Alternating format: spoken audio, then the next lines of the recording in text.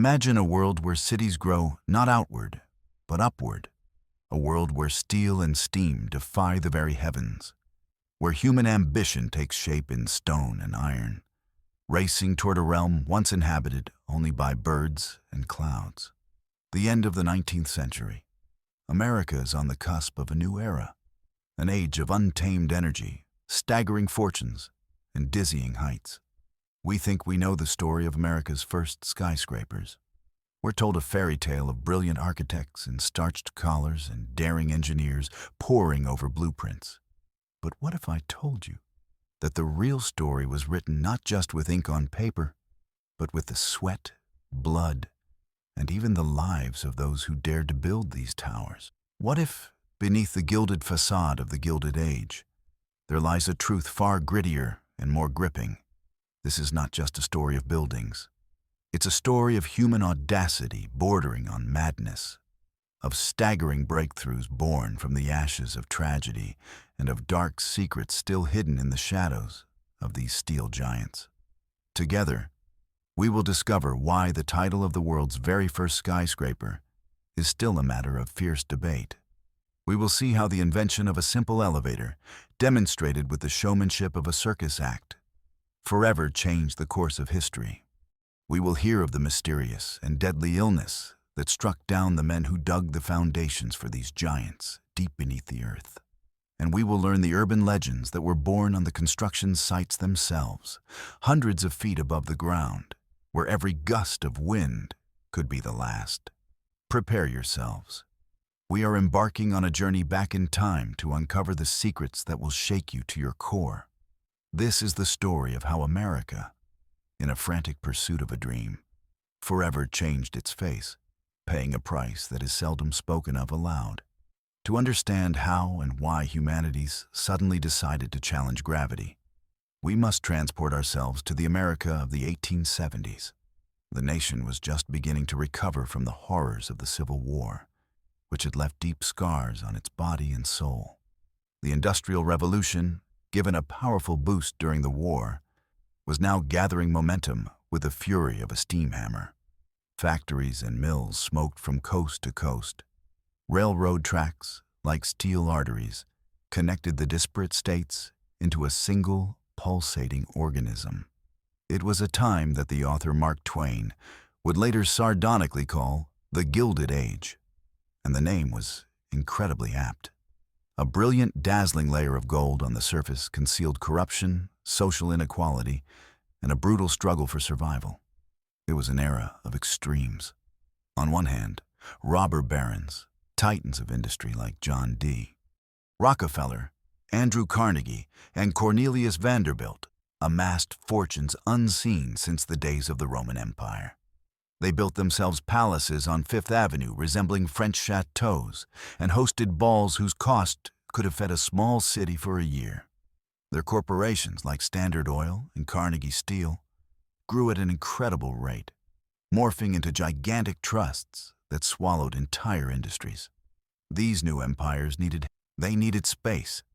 Space for thousands of clerks, accountants, lawyers, and typists. An entire army of white-collar workers that serviced this new, complex economy.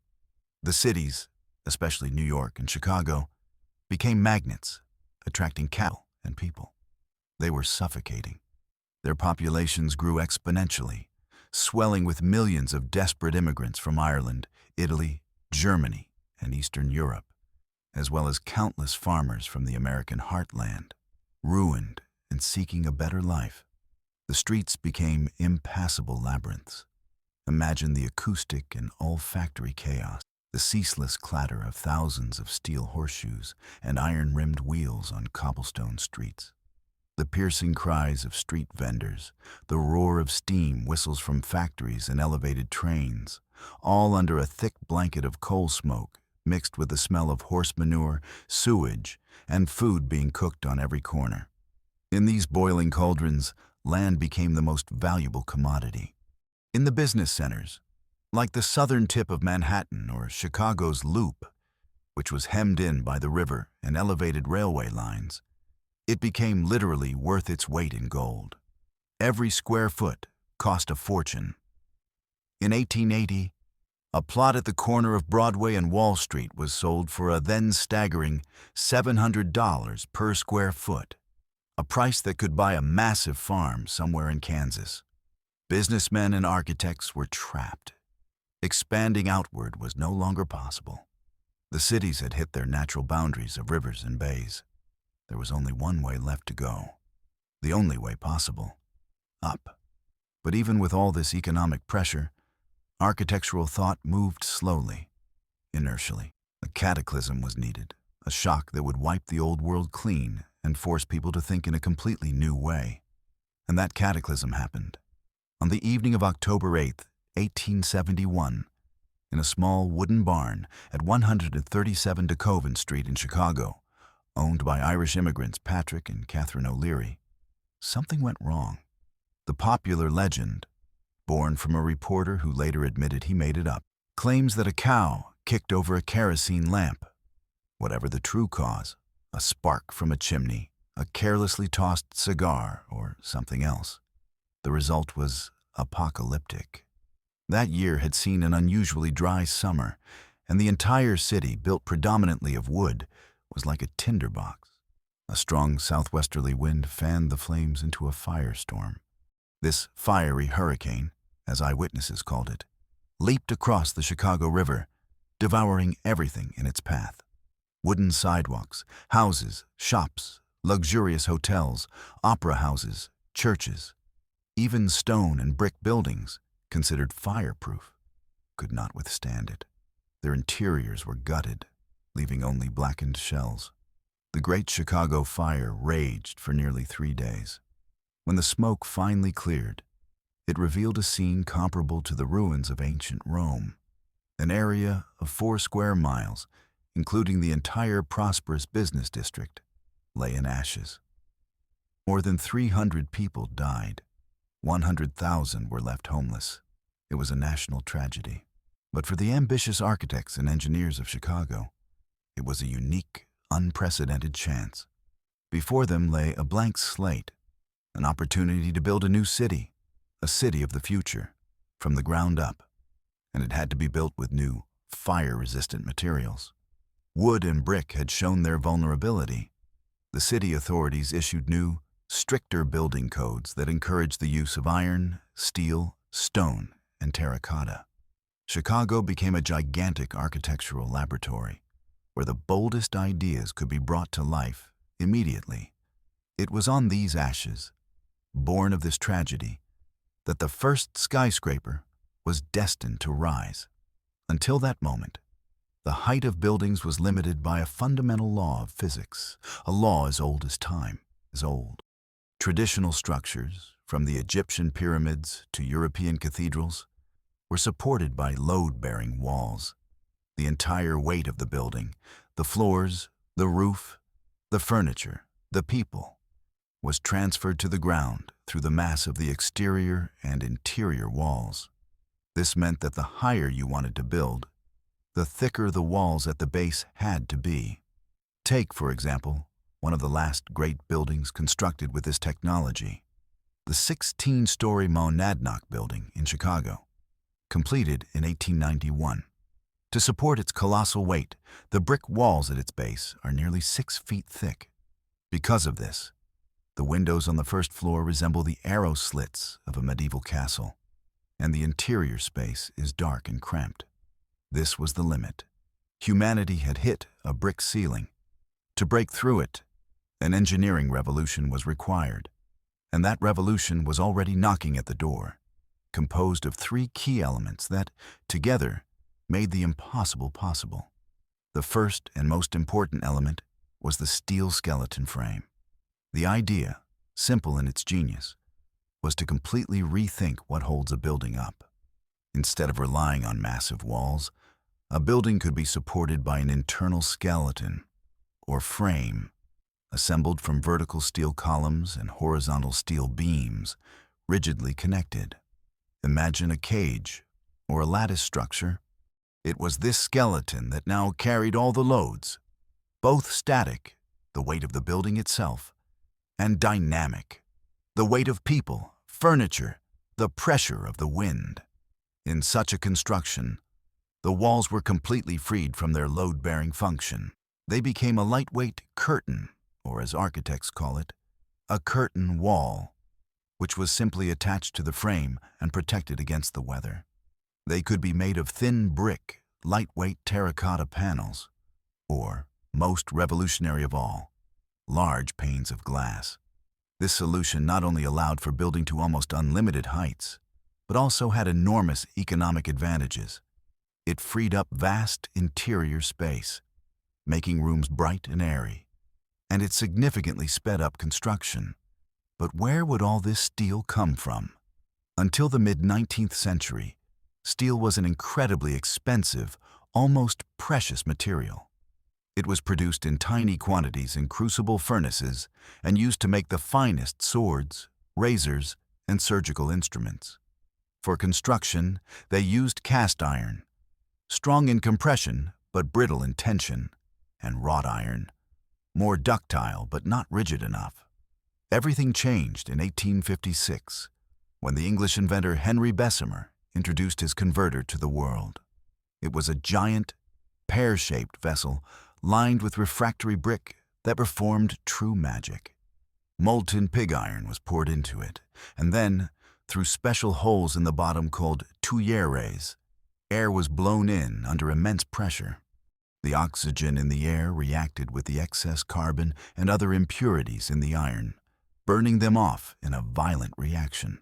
The spectacle was truly Dantean. A shower of dazzling white sparks and flames erupted from the mouth of the converter with a deafening roar, illuminating the workshop with an infernal light. But in just 20 minutes, this process transformed brittle pig iron into high-quality, strong steel. The Bessemer process reduced the cost of steel production tenfold, turning it from a luxury item into a mass-produced and affordable building material. Now, architects had both the skeleton for their future giants and the perfect material to create it. But a third, final, and perhaps most important problem from a human perspective remained. What was the point of building a 20-story building if no one in their right mind would want to climb to the top floor on foot every day? The upper floors in tall buildings were traditionally the cheapest and least prestigious. They housed storage rooms, archives, or dwellings for the poor. The solution to this problem came from a man named Elisha Graves Otis. Elevators, or hoisting rooms, as they were then called, powered by steam, had existed before, but no one trusted them. People were terrified that the hemp rope would snap and the cab, with all its passengers, would plummet down the shaft. Otis invented a simple but ingenious safety device. He installed a powerful leaf spring above the cab, to which the rope was attached. Along the sides of the shaft, he placed toothed guide rails. As long as the rope was taut, the spring remained bent. But if the rope broke, the spring would instantly straighten, and its ends would shoot out sturdy steel pawls on the sides of the cab, which would immediately catch in the teeth of the guide rails, stopping the fall. To prove the reliability of his invention, Otis staged a true spectacle at the World's Fair in New York's Crystal Palace in 1854. Before an astonished crowd, he rose on an open platform piled with crates and barrels to a dizzying height. Then, reaching the top, he gave his assistant a dramatic signal. The assistant, standing on a beam above, severed the single thick rope holding the platform with an axe. The crowd gasped in horror.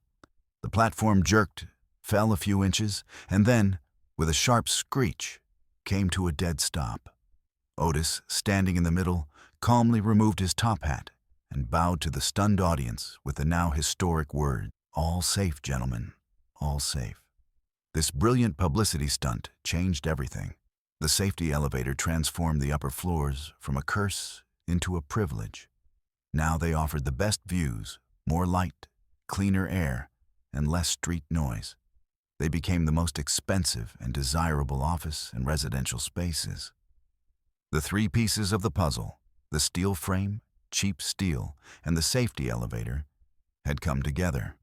The path to the sky was open. So who was first? Who built the very first skyscraper in history? This question still sparks fierce debates among architectural historians, and the answer depends on what exactly you define as a skyscraper.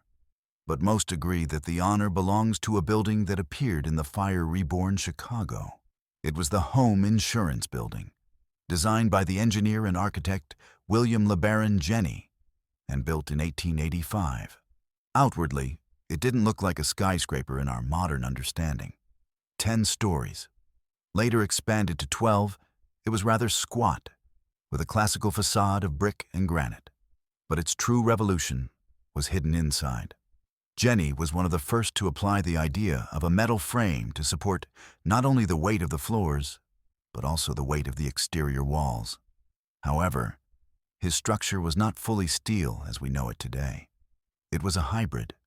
Part of the load was carried by cast iron columns, part by wrought iron beams, and part by beams of the new Bessemer steel.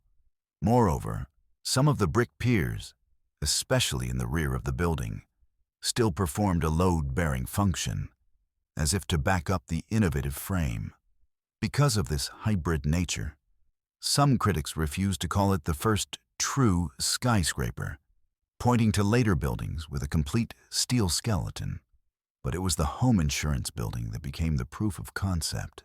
There is a charming, though possibly apocryphal legend about how Jenney got the idea. One evening, he returned home, tired after a long day's work. His wife was reading, and to free her hands, she placed a heavy volume of Gulliver's Travels directly on top of a small wire bird cage that sat on a table. Jenney noticed with astonishment that the fragile-looking cage, made of thin, vertical, and horizontal wires, easily supported the weight of the book. In that moment, he had a revelation.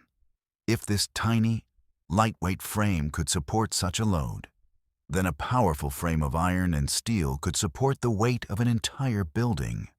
When the Home Insurance Building was completed, the public reaction was mixed. Many looked at it with mistrust and even superstitious fear. Rumors circulated that it couldn't withstand the strong Chicago winds blowing off Lake Michigan and would one day simply collapse like a house of cards, burying hundreds of people. The city inspectors, sharing these concerns, even halted construction for a time to double-check Jenney's calculations, so revolutionary and dangerous did his idea seem. But the building stood. It worked. And it kicked off a new architectural race. Ironically, the father of all skyscrapers had a short life. In 1931, at the height of the Great Depression, it was demolished to make way for a taller, more modern building at the time, the Field Building. As workers dismantled the structure, they discovered that the steel frame inside was in perfect condition, confirming the genius and foresight of its creator. But by then, the world was a very different place, and the race for height had reached unprecedented scales. But behind the brilliant blueprints of architects and the cold calculations of engineers, there were people. People who brought these audacious designs to life with their own hands, risking everything every day, every hour, every minute. Who were these men who knew no fear? They were called roughnecks or ironworkers. For the most part, they were immigrants. Former peasants from Ireland fleeing the Great Famine, Italians from the impoverished South, Germans, Norwegians, Poles. They were fleeing the poverty, hunger, and hopelessness of the old world in search of the American dream.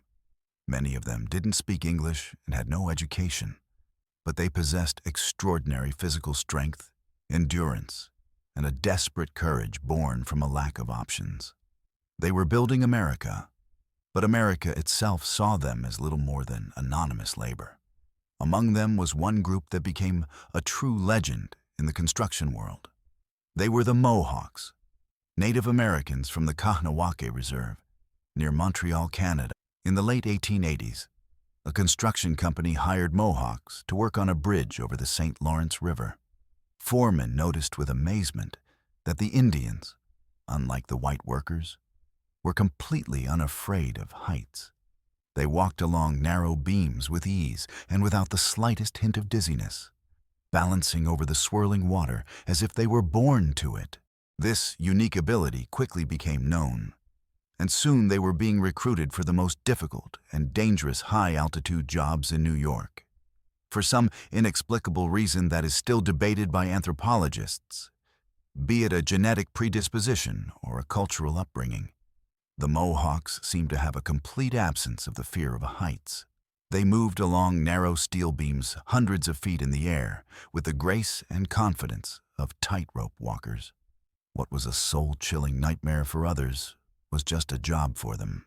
Soon, no major construction project in the American Northeast was complete without a crew of Mohawks. Their working conditions were not just harsh, they were hellish. The workday lasted 10, sometimes 12 hours, 6 days a week. In the summer, they worked under a scorching sun, and the steel beams grew so hot they could burn skin. In the winter, they toiled in the biting, icy wind, which chilled them to the bone and threatened to hurl them into the abyss. For their smrtelno dangerous work, a skilled ironworker earned about $4 a day. Safety regulations were non-existent. There were no hard hats, no safety harnesses, no protective nets. The only insurance was one's own agility, quick reflexes, and luck. A grim saying was common on construction sites of the era: 1 death for every new floor. And this was not a gross exaggeration. Men fell after slipping on an icy beam or losing their balance in a sudden gust of wind. They were struck by tools or materials dropped by colleagues above. They were hit by lightning during sudden summer thunderstorms. Death was a constant, invisible member of every construction crew. The most iconic and most dangerous process was riveting. It was a dance of death performed by a coordinated team of 4 men. The first, the heater, worked at a small coal-fired forge set up on a temporary wooden plank on the steel frame. He heated the steel rivets, cylinders the size of a large thumb, until they were white hot, to a temperature of 1,000 degrees Celsius. Then, with tongs, he would snatch the glowing rivet and, with a precise, practiced motion, like a baseball pitcher, throw it across dozens of feet to his partner, the catcher, who could be several floors above or below. The catcher would snag it in a special tin funnel, a feat requiring incredible skill. If he missed, the white-hot piece of metal would plummet to the busy street below, posing a lethal threat to pedestrians. After catching the rivet, the catcher would quickly knock it out of the funnel and insert it into a pre-drilled hole in the beams being joined. On the other side, 2 more men were waiting. The bucker-up would press the factory-formed head of the rivet with a heavy dolly, while the riveter, using a 35-kilogram pneumatic hammer, would, in a matter of seconds, hammer the other end of the rivet, forming a second head and permanently fastening the beams together. The noise from dozens of pneumatic hammers operating simultaneously was deafening. It was compared to continuous machine gun fire or the thunder of an artillery barrage. This sound became the soundtrack of the birth of the new America. We have all seen the famous 1932 photograph, Lunch Atop a Skyscraper, where 11 workers sit nonchalantly on a steel beam, their feet dangling over the Manhattan abyss. This image has become an icon, a symbol of fearlessness and resilience. But we must remember that behind this romanticized, staged picture lies a brutal reality. These men were not superheroes. They were ordinary men who faced death every day to feed their families. They were building the future, but they themselves were often unsure if they would live to see the next day. Their names are mostly forgotten, but their legacy is the most famous cityscapes in the world. Every skyscraper that pierces the clouds is a silent monument to their courage and their sacrifice. And while Chicago was experimenting with functionality and engineering logic, creating what would later be called the Chicago School of Architecture, another city was preparing to take the baton and transform the skyscraper from a merely tall building into a true work of art and a symbol of status. That city was New York. It was here, on the island of Manhattan, that the race for height became a true obsession. However, the most recognizable and beloved icon of early New York was born not from height records, but from an awkward triangular scrap of land that no one knew how to use. This is the story of the Flatiron Building. It stands at the intersection of Fifth Avenue, Broadway, and 23rd Street. Broadway, cutting diagonally across Manhattan's grid, creates such awkward triangular lots. In 1902, the Chicago architect Daniel Burnham, one of the masterminds behind the Chicago World's Fair, took on the seemingly impossible task of fitting a full-fledged office building onto this inconvenient plot. The result was a 22-story limestone and terracotta giant that, with its outline, resembled the prow of a great ocean liner sailing up Broadway. Its Beaux-Arts facade was richly decorated, resembling a classical Greek column with a base, shaft, and capital. But it was its shape, tapering at its northern end to a width of only 6.5 feet, that made it famous and simultaneously an object of ridicule. New Yorkers, unaccustomed to such things, were horrified. They were convinced that such a narrow and tall structure could not withstand the strong winds and would collapse. The building was immediately nicknamed Burnham's Folly. People seriously placed bets on which way it would fall. Newspapers published cartoons depicting the building bending in the wind. But Burnham and his engineers had calculated everything. They used a robust steel frame with a special system of wind bracing that made the building surprisingly stable. The Flatiron Building also gave birth to a purely New York urban legend. Due to its unique aerodynamics, strong and unpredictable gusts of wind constantly formed at the corner of 23rd Street, swirling around the sharp angle. In those Victorian times, ladies wore long, full skirts. The wind would catch them, momentarily exposing their ankles, which by the standards of the era was considered highly improper, and attracted crowds of idle young men who would loiter for hours near the building, hoping to catch a risque glimpse. Police officers had to constantly disperse these gawkers, shouting at them, "All right, 23, skidoo." This phrase, 23 skidoo, entered American slang as a synonym for get out or scram. Thus, thanks to architecture, a whole linguistic phenomenon was born. The building that was initially mocked very quickly became a symbol of New York, its beloved icon, photographed and painted more often than any other structure in the city. But the Flatiron was just a prelude. The real war of the giants unfolded at the very beginning of the 20th century. Now, the skyscraper became not just an office building, but a powerful advertising tool.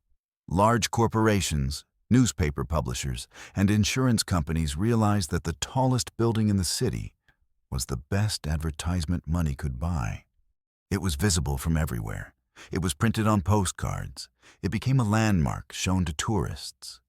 A merciless race for the title of the world's tallest building began. In this race, two different approaches, two architectural philosophies, clashed. The Chicago school, led by a genius like Louis Sullivan, preached functionality and structural honesty. His famous principle, form follows function, meant that a building's appearance should reflect its internal structure, its steel skeleton. Sullivan believed that a skyscraper should be a proud and soaring thing, and its design should emphasize its verticality. His buildings, like the Wainwright Building in St. Louis, were austere, logical, with a clear vertical rhythm and unique terracotta ornamentation. New York, however, preferred opulence and historicism. Local architects, educated at the École des Beaux-Arts in Paris, dressed their steel frames in lavish costumes borrowed from European history, Gothic spires, classical columns, Baroque embellishments. It was a competition not only of height, but also of style. In 1890, the newspaper magnate Joseph Pulitzer, owner of the New York World, built the eponymous building. Its golden dome rose to a height of 309 feet, surpassing for the first time in the city's history the 284-foot spire of Trinity Church, which had dominated the skyline for centuries. This was deeply symbolic. Commerce and the press were now higher than religion. Pulitzer had his private office built on the top floor with a panoramic view from which, like a deity, he could gaze upon his city. But his record didn't last long.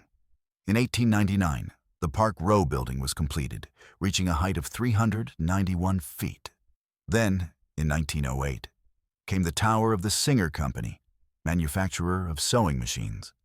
An elegant, pencil-like, 612-foot structure, and just a year later, it was surpassed by the grandiose Metropolitan Life Insurance Company Tower at 700 feet, shamelessly copied from the campanile of St. Mark's Basilica in Venice.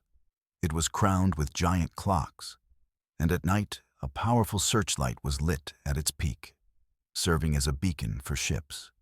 Each new building was constructed with one goal: to beat the previous record holder, even if by only a few feet. Architects added spires, domes, and lanterns that were functionless but crucial for the record. The newspapers followed this race with gusto, publishing daily reports on how high the builders of this or that project had climbed. It was a national spectacle, a demonstration of American power and limitless ambition. And while this battle of egos and capital was being waged at the top, down on the streets, life was changing beyond recognition. The appearance of these giants forever altered not only the city's silhouette, but also the very rhythm of human life. A new urban landscape was born, the famous stone canyons of Manhattan.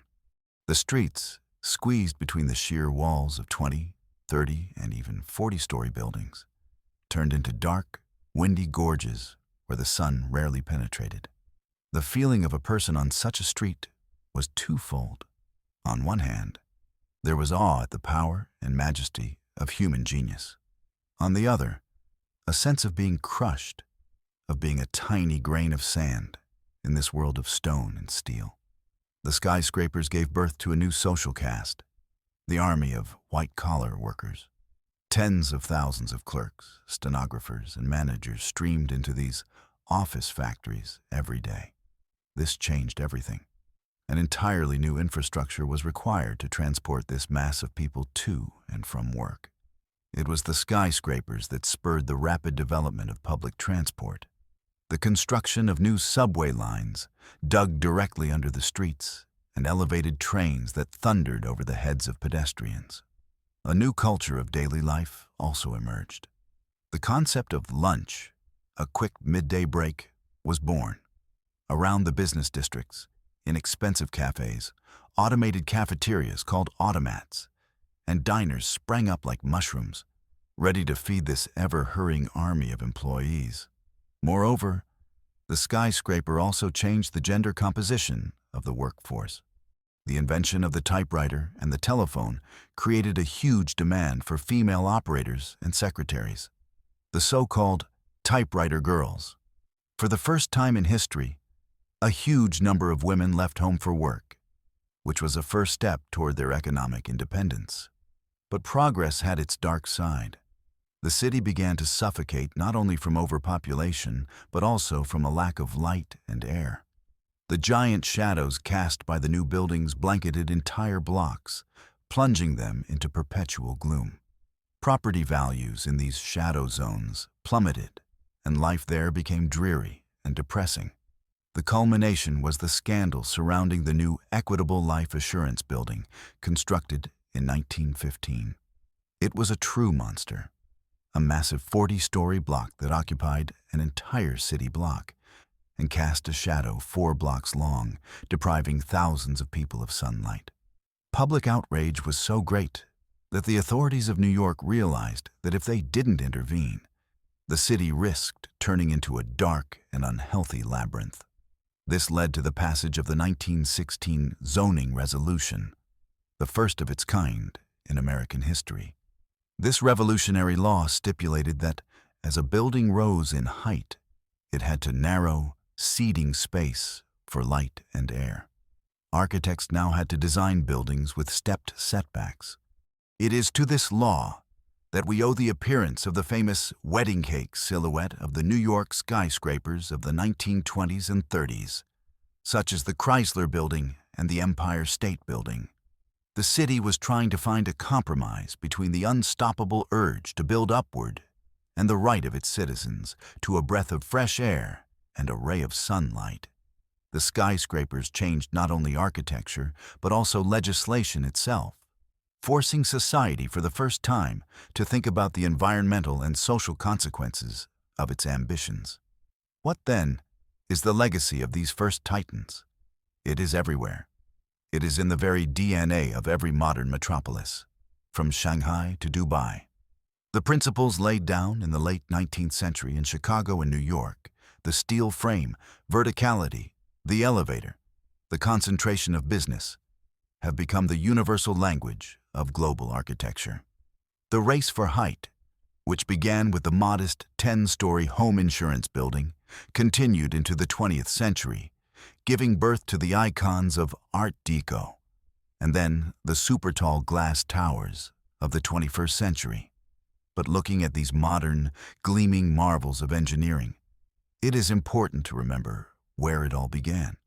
It is important to remember the Great Chicago Fire, which created opportunity out of tragedy, to remember William LeBaron Jenney and his birdcage epiphany, to remember Elisha Otis's theatrical gesture of cutting his elevator rope, to remember Burnham's Folly, which became a symbol of New York, and most importantly, to remember the anonymous thousands of immigrant workers and Mohawk skywalkers who, without safety harnesses, amidst the deafening roar of riveting hammers, assembled these steel skeletons at dizzying heights. These first skyscrapers are not just stone and steel. They are a chronicle of an incredible era, frozen in time. They are monuments to human ambition, sometimes reckless, but always striving for the future. They are testaments to the ingenious creativity born of necessity, and they are silent memorials to the sacrifices that were made on the altar of progress. They were the first to touch the sky, forever changing the face of our cities and our idea of what is possible. And today, as we lift our heads to see the top of another glass giant, we are, in essence, looking at the legacy of those very first, audacious, and unforgettable pioneers of the American sky.